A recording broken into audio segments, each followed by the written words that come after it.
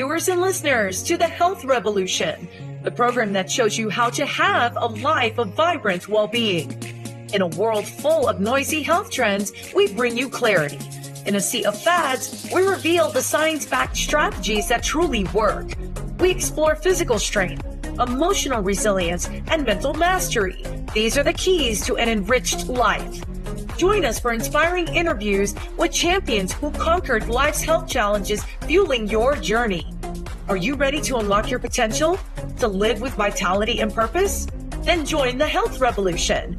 I'm your host, Adriana Morrison, health and fitness expert, speaker, and a mom who understands. Let's embark on this transformative quest. Together, we're about to change the game, starting now. The information provided in this show is intended for educational and entertainment purposes only. Viewers should use their own discretion and consult with a healthcare professional for personalized guidance and recommendations. Welcome, everybody, to the Health Revolution. We're excited that you are joining us today.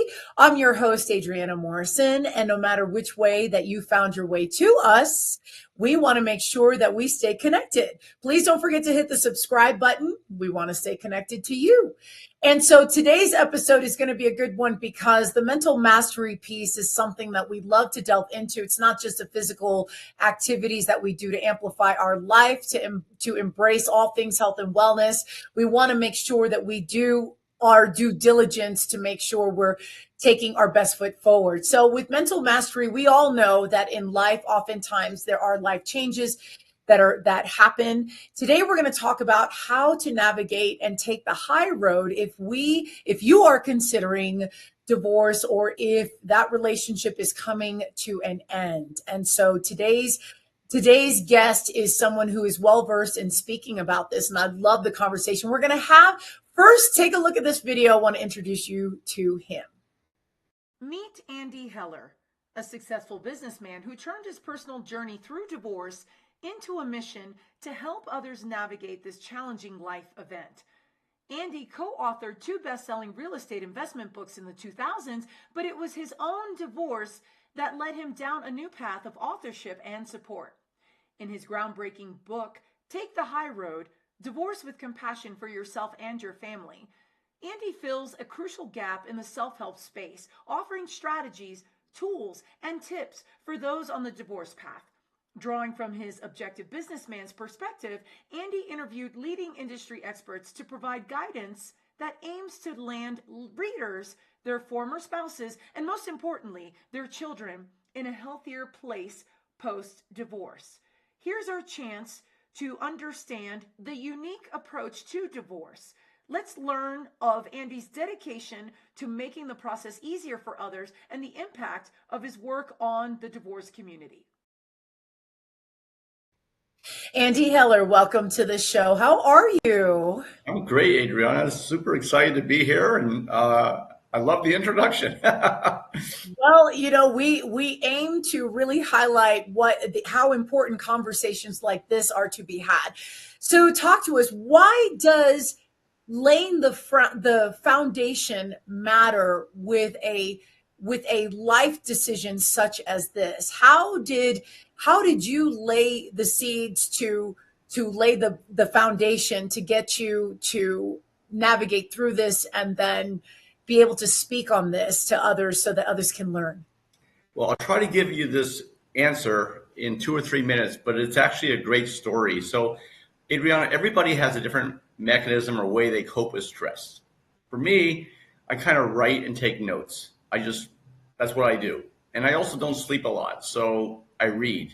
So when I was going through my own divorce, I was reading a lot of other books on divorce, and they were good, they were helpful, but there was a book on what to do with the family house, books on how to tell your children, books on co-parenting, books on dealing with a narcissistic ex-spouse, and all these different books. But they were on niche parts of the divorce. So I'm reading all these other books, I'm taking these notes, and I'm kind of that guy, Adriana, in every group of friends who is typically a rational thinker. I wasn't out to hurt my ex. I'm the guy who looks at both sides and comes up with a good compromise. And I considered myself able to navigate through my own divorce pretty well. I don't mind saying I sought out a therapist who had dealt with a lot of divorced men, and something happened with my ex, and I knew how I wanted to handle it, but I had an appointment coming up, Adriana, and I'm like, okay, I'm going to table my answer and wait for my appointment. So I go into my therapist's office. I said, okay, this happened. I thought it through, and don't worry, I've got it figured out of exactly what I'm going to do. And I went ahead and I told her what my plan was. And she said, she went to that therapy speak. Well, Andy, I'm glad you thought it through. It's good that you're thinking of both sides, blah, blah, blah, blah. But you're not going to do what you intend to do. You're going to do the opposite. And she went, and I kept interrupting her, Adriana, like, but. Said, no, hear me out, Andy. And she then went through from A to Z how my thought process was off. And her recommendation when I left that visit was the opposite of what I intended to do. It was at that moment, Adriana, I realized this compromise-oriented, fair businessman guy, how emotionally compromised I was and unable to make the optimal decisions given all the stress that was going on in my life. And then I looked at these notes that I've been writing for the last year and a half, and I recognized, I thought, oh my goodness, I got an outline here for a great book. And I recognized that I was not making good decisions and I could hopefully help a lot of other people. So that began a 7-year journey where I interviewed all these other field experts, countless divorced couples who navigated through their own high conflict divorces and landed in healthy spaces. What do you do right? What do you do wrong? And I took that advice. I ran it by the therapist, the kid therapist, the co-parenting counselors. So most people, Adriana, don't have as much time as I do. They hopefully sleep more than I did. So they might have enough time to read 1 or 2 books. So what I tried to do with my book is to organize a bunch of tips and help people with kind of a one-stop shop on how to get through a divorce without screwing up your kids, keeping your head on straight, and to be respectful to somebody who you used to try to build a life with. So I know this sounds kind of corny, but I'm a businessman. I've got other businesses, and I do. This isn't what I do. I did this to kind of help people, to pay back and thank all those others who helped me when I went through my own challenges. So that's my story.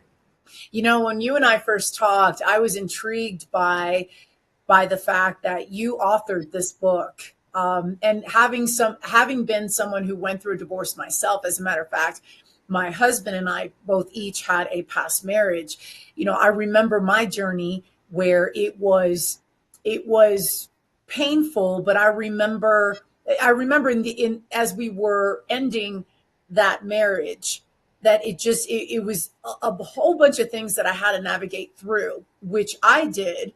However, I was surprised that the right conversations weren't being had so that the ending could be feasible, reasonable for everyone. What makes it so hard, in your opinion? And I'd love to get your take on you being a man who just were truly harnessing your thought process and putting forth those right steps, where we, assuming in society, don't think that maybe a lot of men do. Yeah, well, I'll answer the first part first. I think what makes this so hard, and this is just my opinion, is emotion. We're all human beings, and we're all affected by emotion, whether we realize it or not. And when you're agitated, stressed, when you're not sleeping, when you're hurt, when you're angry, you're just not able to make optimal decisions and choices. And the challenging part is that you've got to, most of us, when we're divorcing, we're still raising our children, and you've got to try to be super mom and super dad while you're kind of damaged yourself. Really difficult, everybody. And that's why I recommend to people, don't do it by yourself. Seek out help. And, as a man, Yeah, I will tell you a cute story. When I was talking to my publisher, she said, "You know, Andy, most men don't read self-help books," It's and true. It's and true. I think it's unfortunate because I don't think that there is a one gender that needs help more than the other. There may be a gender that seeks it out more, but we both need help. And I was fortunate enough, Adriana, that I was had that moment after that appointment. Well, I looked in the mirror and I'm like, dude, you're not operating with a full deck of cards here. And it was at that moment when I recognized the degree to which I was not making really good decisions. Because when my therapist started, when I shut my mouth and I stopped arguing with her and I listened, what she said made so much sense and was so much smarter than what I intended to do. And So I question, at what point did you decide, let me listen to what she has to say? So it sounds like there's a little bit of you were guarded up. yeah, well, yeah. So I'm a businessman, and at that time I was running my own business. So I'm used to people coming to me, and I make the decisions, and they got to listen to what I do, what I say. So and that was also working against me. It was now I will say, Adriana, that wasn't my first visit with her. I'd seen her for 2 3 months before, so I was beginning to really respect her. And the story behind this, so my ex and I were with a co-parenting counselor, and we had a lot of conflict at the time, and we've landed in a wonderful place. And I absolutely credit my ex for she's the one who introduced me to what a co-parenting counselor is. I didn't even know what that was. And it's because of her that I think we did a darn good job raising our kids kind of healthy. So the co-parenting counselor says, you know what, guys, you both could use your own therapist. All right, just somebody to talk to. And I was like, well, it can't hurt. But I said, I want specifically a therapist who has dealt with divorced men. So I got the name of this woman who was amazing, Adriana. So I'd already had a foundation. And I would say, so it wasn't maybe 2 or 3 minutes when I stopped arguing with her, and because I already respected her enough that, all right, maybe the right thing to do, Mr. Heller, is to shut your mouth and listen to this accredited professional and let her guide you. That's what you're paying for. And she was wrong about one thing.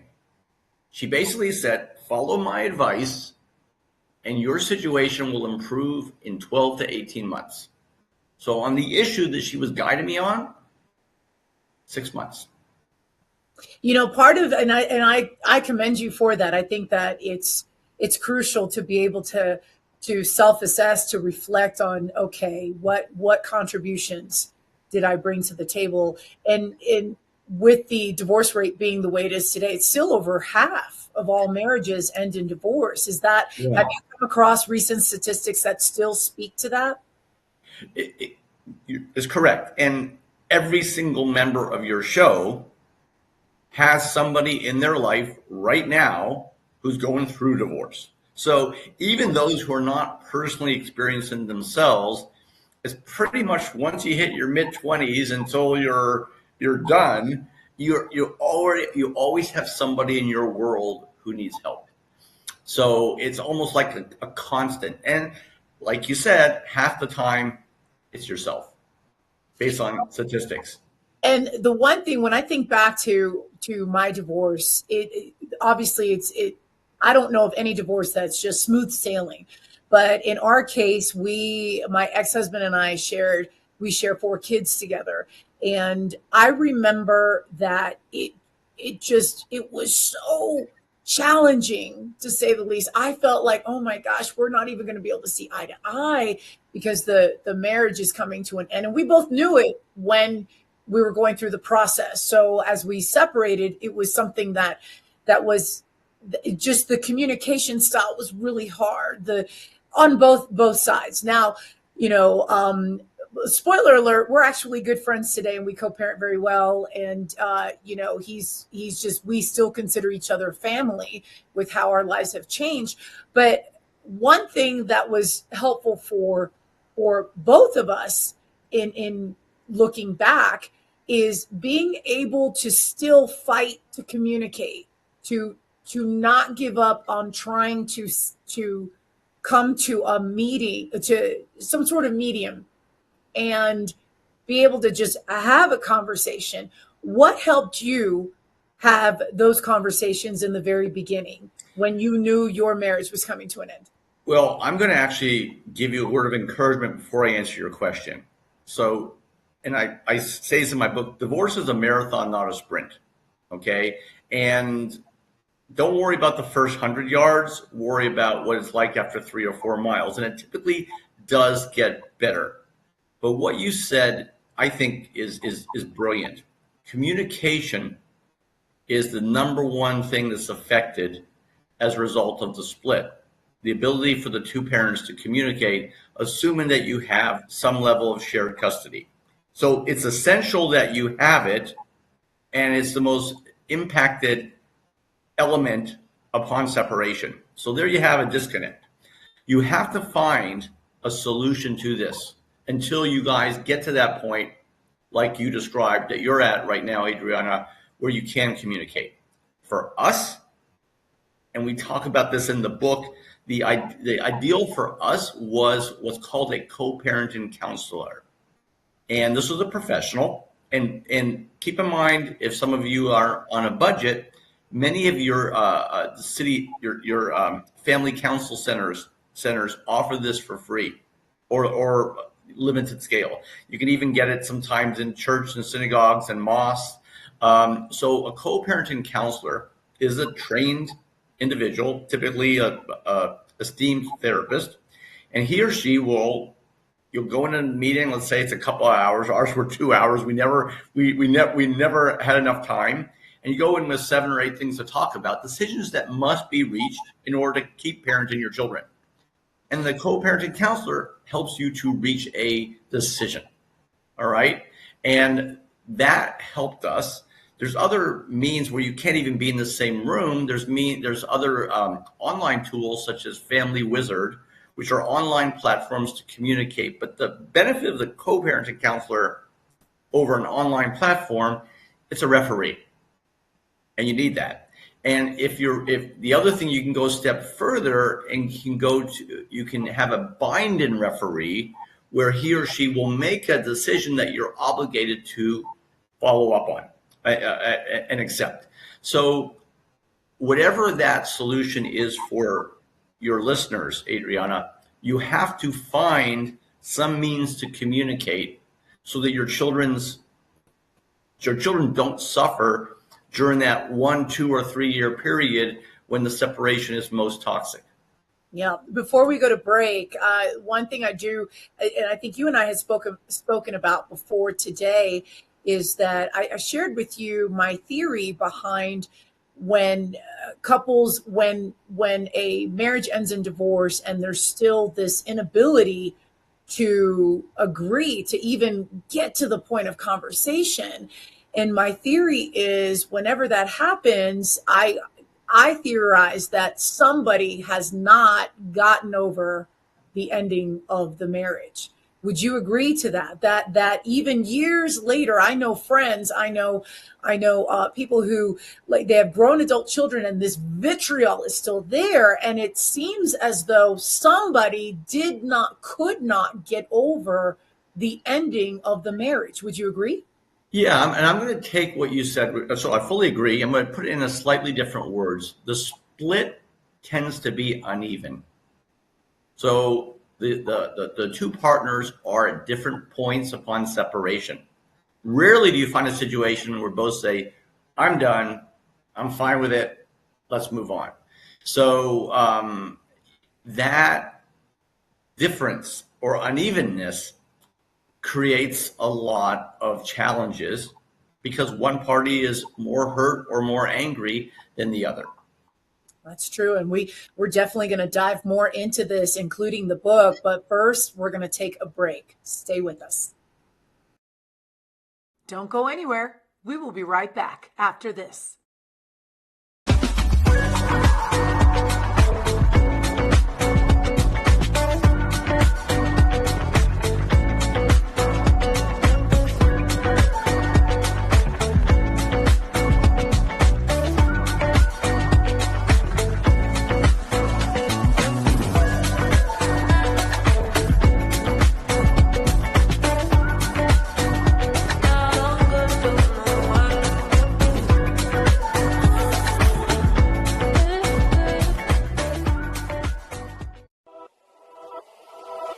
Welcome to E360 TV, the live streaming and on-demand destination for influential voices and enlightened audiences. We offer trending, grassroots, and purpose-driven content across a diverse range of interests. E360 TV is more than just watching programs. We offer the ability to interact with live shows connecting audiences to real, authentic influencers and storytellers while streaming to millions of devices.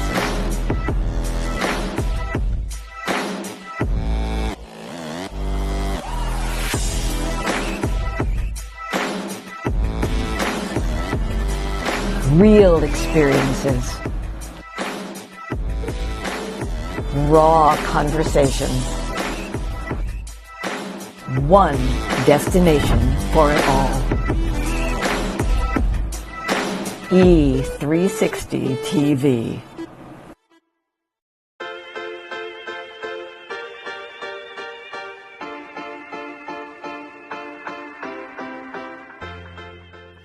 There's a type of workout that has been in the spotlight for some time, and many people are familiar with the phrase HIIT workouts, also known as high intensity interval training.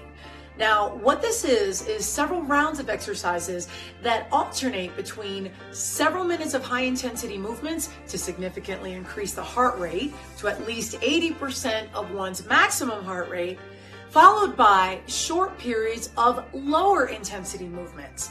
Now, this type of workout is considered anaerobic, meaning they don't rely exclusively on oxygen. Rather, the workouts are fueled mostly by stored carbohydrates. Now, I'm pointing this out because HIIT exercises make you breathe harder than steady state cardio exercises. This also increases cortisol levels in the body. And although the idea is to burn more fat on the body, as we get older, too much cortisol can produce symptoms of overtraining, which may include chronic fatigue, changes in sleep patterns, feelings of anxiety, or even a repressed immune system, to give you a few examples. Maturing bodies respond best to LIST exercises, otherwise known as low-intensity strength training.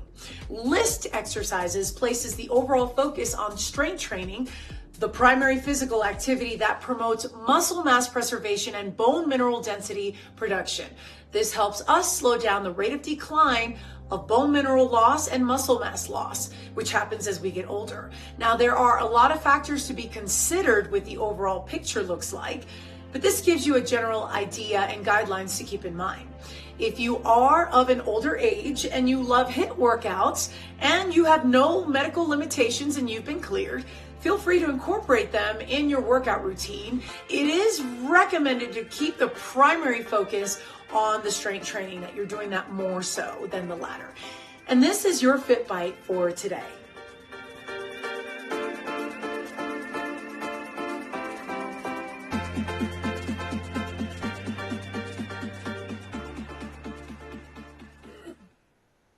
Welcome back to the show. We are excited that you are here with us today. My guest today is Andy Heller, and we are talking about taking the high road when dealing with divorce. And of course, divorcing families, it's not just the couple divorcing, but it is those loved ones that are supporting that are supporting the marriage in general. So, Andy, I do want to delve into your book because you are author, businessman, but your book is called Take the High Road, Divorce with Compassion for Yourself and Your Family.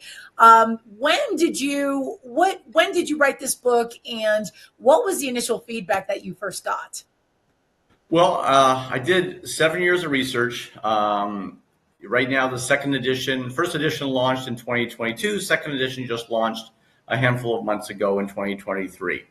And I made the decision to write the book, Adriana, after reading so many other books that were nuggets and okay.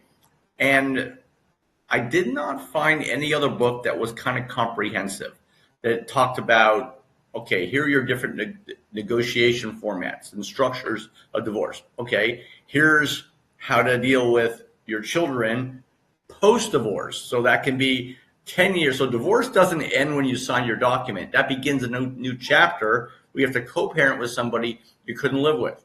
How to take care of yourself, all right, so that you're healthy and you're able to be an optimal mom or optimal dad.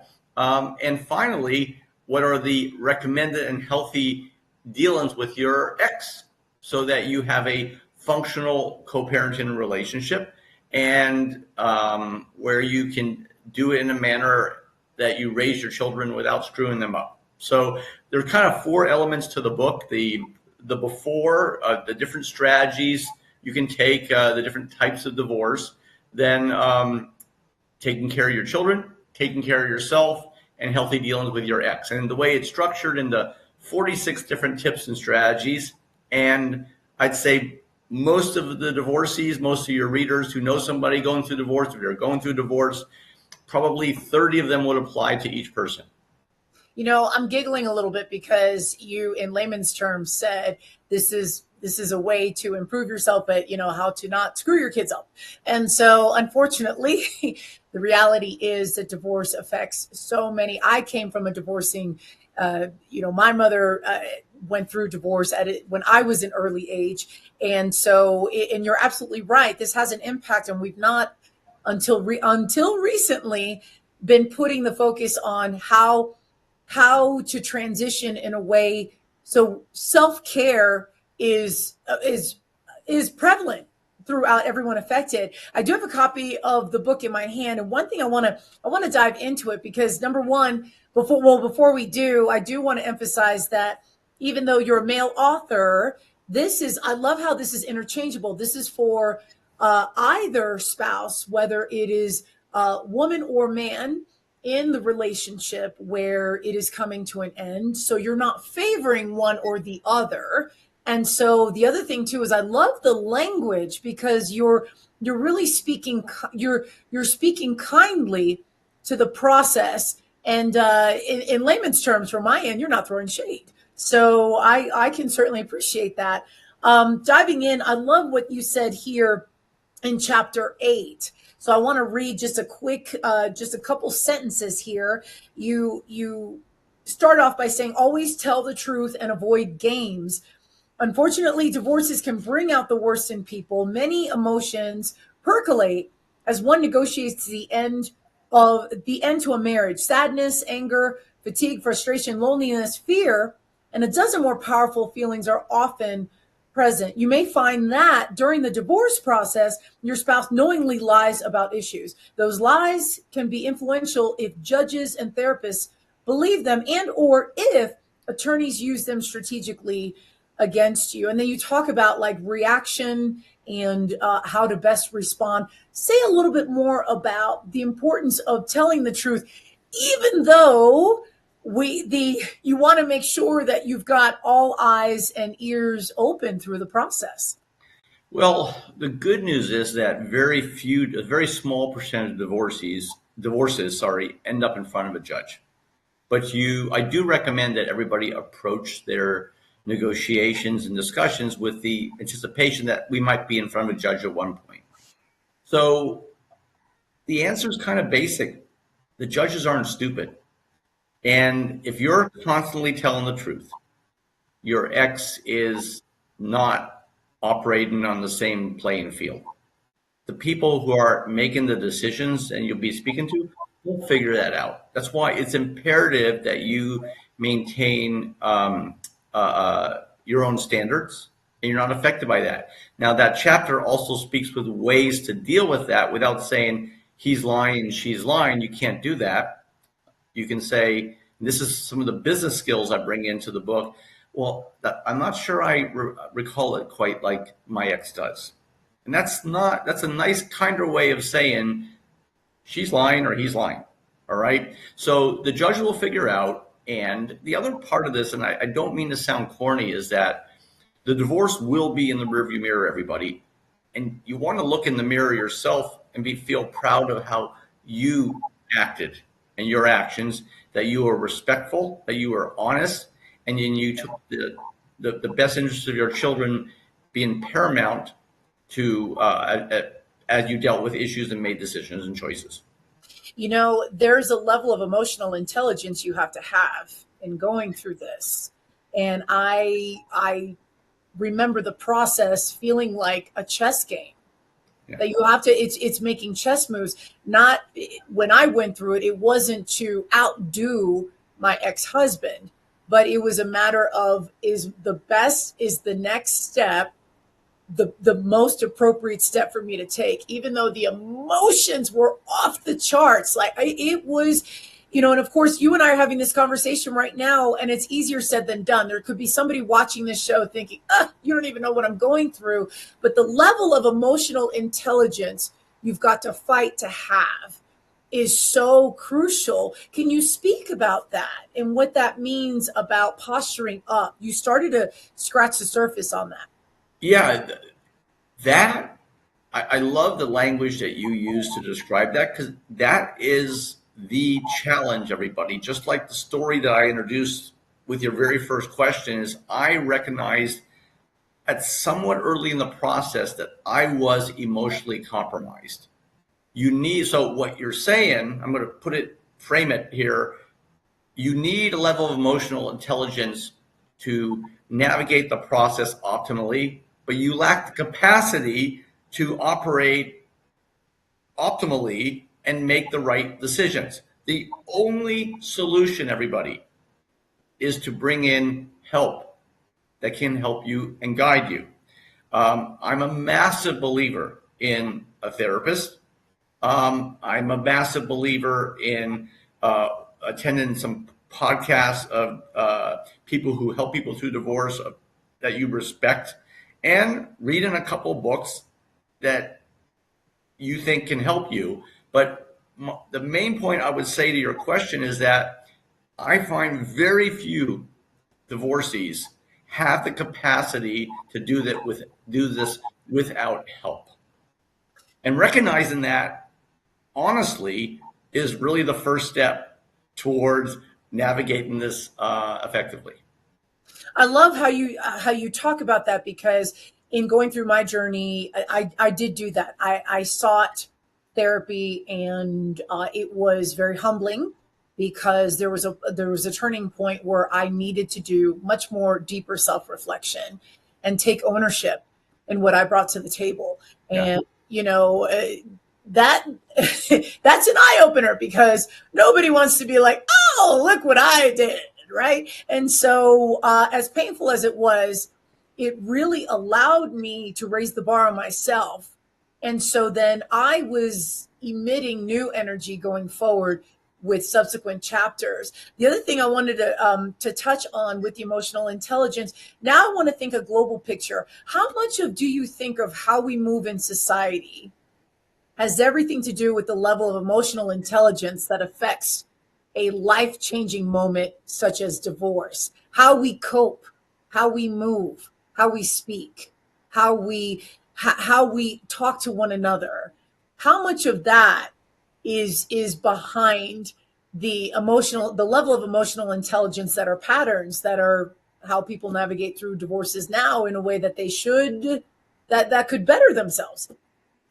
I think that you nailed it. I don't even know why I'm on the show, because you nailed it, Adriana. No, what I mean is, we're here because you're bringing the knowledge, and I love. Thank you.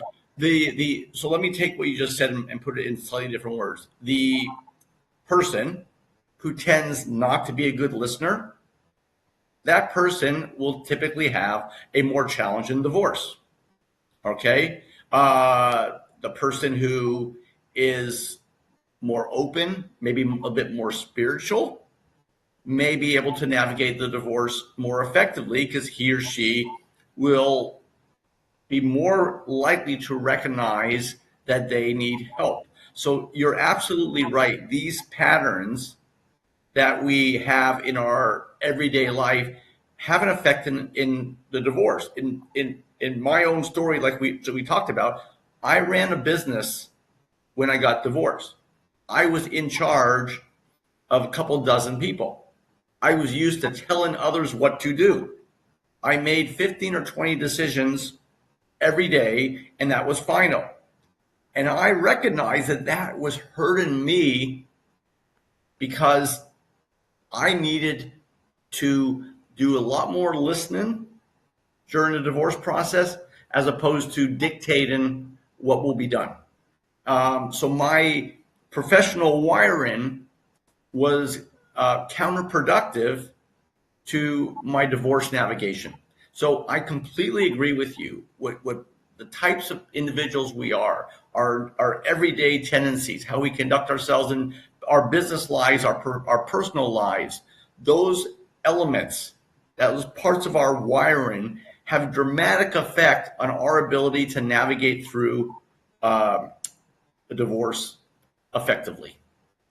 When you talk to men and they discover in just different areas of your life, and they discover you authored this book, what are some of the reactions you're getting? Surprised, shocked, a little taken aback, or what are you hearing?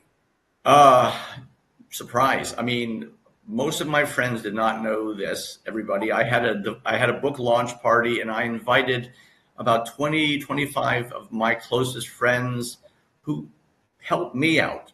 People who actually, one person gave me a place to live for a few months when I moved out, and all these people who I leaned on. So I had a party and I signed a book and gave it to them. They did not know, I had no clue I wrote the darn book.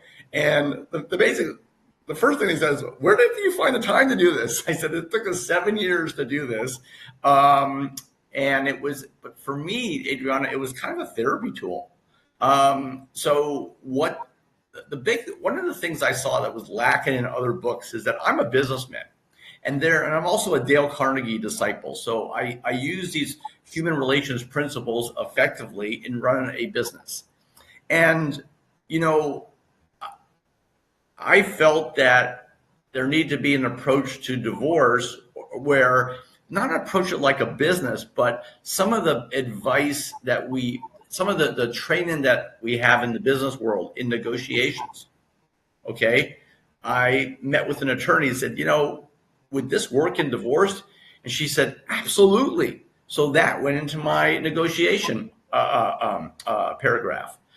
chapter. Then there are Dale Carnegie human relations principles and strategies for high conflict business situations. I met with my therapist and said, hey, what about using this in divorce? And she's like, that is fantastic. That went into the chapters on how to deal with your former spouse. So it's funny, a lot of the best tips and strategies that we business people use in high conflict situations can absolutely be brought into divorce, because it's a high conflict situation where you have a massive personal stake because you used to live with this person, you were partnered with him or her, and you're raising kids together post-partnership. Before we go to break, because we're going to take another commercial break soon, but before we go to break, I do have to ask you, what can help the man going through a divorce be vulnerable enough to have the right conversations? This is a difficult question, and I'm just going to answer as honestly as I can. Gentlemen, don't be so arrogant. And it's not a weakness to announce or accept that there's some level of vulnerability that we have, and that will and this is part of being a great dad is if you can get help from a book like mine or a podcast like Adriana's or a therapist, and that can make you a 10% better dad, is it not worth it? I mean, come on. We don't have a choice. I mean, we have only, most of us have one, maybe 1.5 average opportunities to be a father, and you want it to be impactful. You want to optimize it. And part of it is recognizing that right now I need a little bit of help. So that's my answer. We're going to take a quick break. Welcome back to the Health Revolution. Don't go anywhere. Don't go anywhere. We will be right back after this. Thank you so much for watching The Health Revolution. Our show is growing, and it's all thanks to viewers like you. No matter how you found us, please hit the subscribe button so we can stay connected and continue to deliver amazing content to you. Life is so fragile, and we're constantly reminded just how fragile life can be, especially when we or a loved one is told we have cancer. Cancer survivor myself, I can tell you, we still feel very alone in this journey. There's a study that's been shown that patients who are socially isolated have a worse prognosis, have a worse outcome than patients who are socially interconnected. Buddies for Life is a non-profit cancer support group for those whose life has been impacted by cancer. Humor, hope, heart, and hugs. Humor, hope, heart, hugs, and a whole lot of love.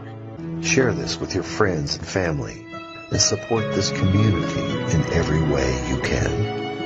No one should face cancer alone. I am a chemo buddy for life. We are a buddies network. No one does cancer alone. Be a buddy. And we are all here for you as a community of love. We are chemo buddies for life. If you've heard 3 words, you have cancer, for yourself or someone else, you belong with us at Chemo Buddies for Life. Healing through connections.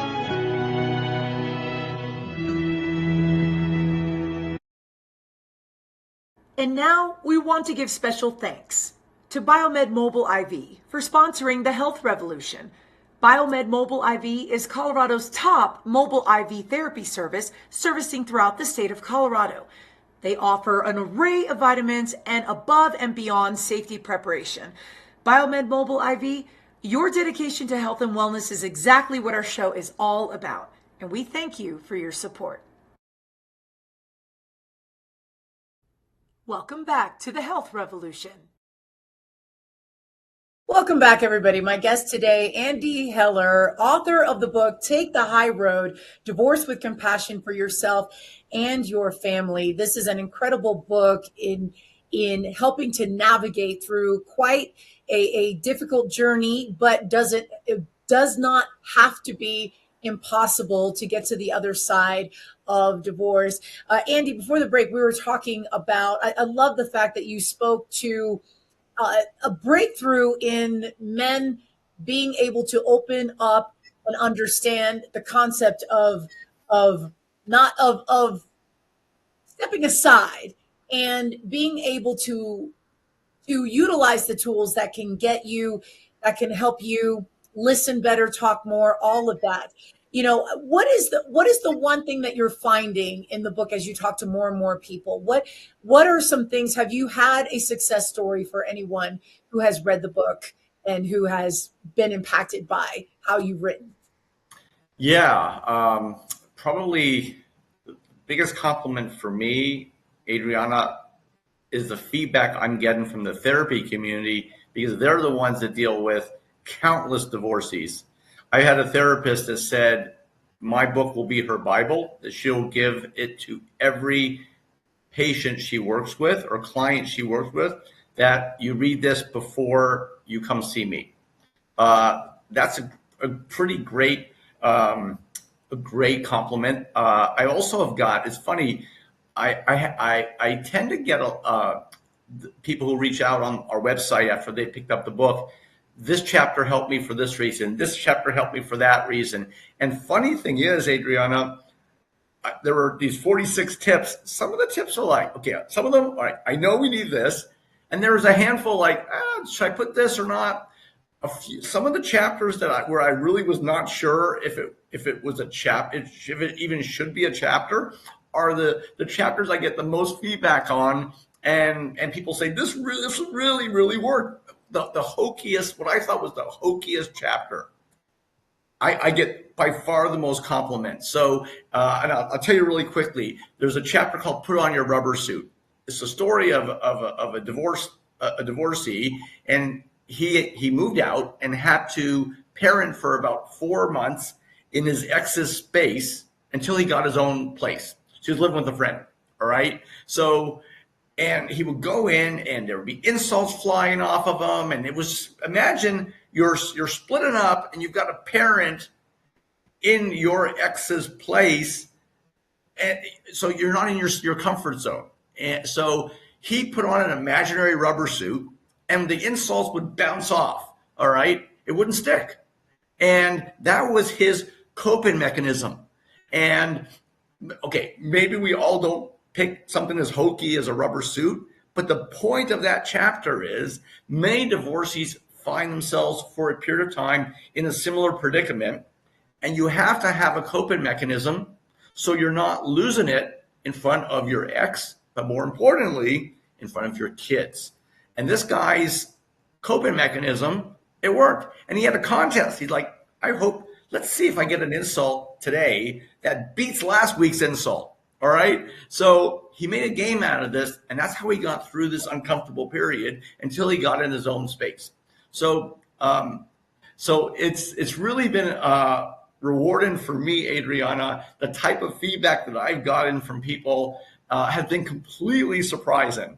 Some of the chapters I thought would be most impactful, I hear about every now and then. Some of them that were least impactful, people are asking me about all the time. A great example is the chapter on the rubber suit.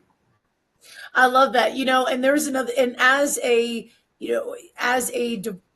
the point in my life where I was a divorcing mom, you talk about, and of course, I wish I had this book when I was going through it years and years ago. But you talk in chapter 21, it's called Injecting Fun and Love into Your Children's Lives. And I just want to highlight a couple things for the viewers that I think are important that maybe doesn't come to mind because you're going through the process of navigating. So for divorcing families where there's children and custody, I love the fun for yourself. And you talk about things for the divorcing spouses to consider: taking a self-improvement or personal growth class, such as cooking or yoga, join a divorce support group, participating in a book club, weekly poker group, a social sports team, getting involved in a goal-oriented event, team building workshops. You talk about charitable organizations, marathons, walkathons, social fundraising, seeking a meaningful volunteer opportunity helps you feel good. I love these because going through a divorce, it's not like, I wonder how I can better myself. So these are some great, tangible, if you will, examples of how you can continue to work on you and still sort through this journey. Yeah, I'm going to comment one thing I would also say is that somebody might look at that chapter and say, well, look, I've got to be here for my children. I can't be worrying about myself. I take a very different approach, guys. Again, when I say I take it, this is the feedback from therapists, all right? You don't recognize how emotionally compromised and challenging it is for you at this time.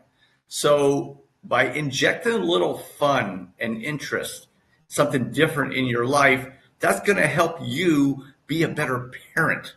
Okay, we are the thing that we all are. We are all human beings with our flaws and our vulnerabilities. And to have something even once a week that you're looking forward to just for you is going to help you be a better parent on the other 6.5 days when you've got to be selfless. And that's absolutely true. We're going to take a quick commercial break. Stay with us. Don't go anywhere. We will be right back after this. Greetings, Greetings, I'm Angel Marie Monticelli, host of Energize You TV, every Thursday at 11 a.m. Pacific Time. Go to Fresh Takes right here on E360 and get Reikified and energized today.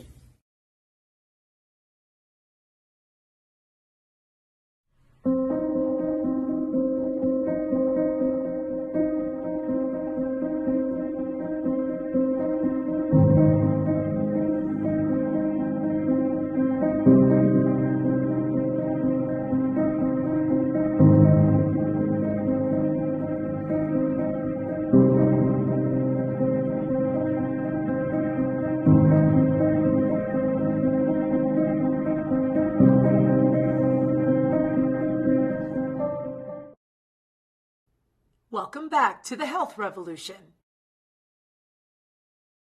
My guest today, Andy Heller. He is the author of the book, Take the High Road, Divorce with Compassion for Yourself and Your Family. And of course, we're running out of time, but Andy, where can viewers and listeners find you on social media? Where are you? Sure. The book, you can get it on Amazon, everybody. Just Google Andy Heller, Take the High Road, and it will come up. And on the back of the book is our website. That's the best way to stay connected. We post podcasts and nuggets of content.